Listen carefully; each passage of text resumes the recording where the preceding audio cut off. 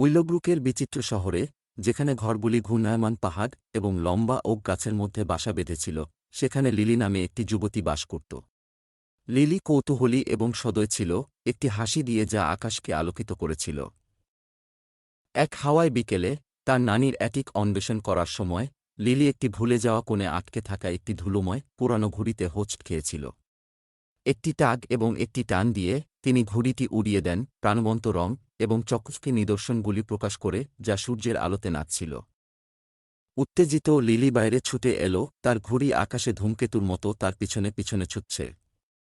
সে যখন ঘুড়িটিকে বাতাসে উড়িয়ে দিল, তখন একটা জাদুকরী দমকা বাতাস তাকে তার পা থেকে ঝেড়ে ফেলল, তাকে গাছের ওপরে তুলে দিল। তার বিস্ময়ের সাথে ঘুড়িটি বাতাসে জটিল নিদর্শন বুনতে, ঝিকিমিকি এবং জ্বলতে শুরু করে। হঠাৎ মেঘ থেকে রঙিন প্রাণীর আবির্ভাব হওয়ার সাথে সাথে হাসির একটি কোরাস আকাশে ভরে উঠল, ঝাঁকুনি প্রজাপতি, জ্বলন্ত অগ্নিকুণ্ড এবং সুন্দর পাখি।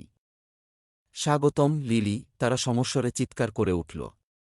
আমরা উড়ন্ত বন্ধু, আকাশের অভিভাবক। চোরা চোখ এবং বিস্ময়ে পূর্ণ হৃদয় নিয়ে লিলি সর্বজুড়ে ঘূর্ণিঝড়ের দুঃসাহসিক অভিযানে তার নতুন বন্ধুদের সাথে যোগ দিয়েছে।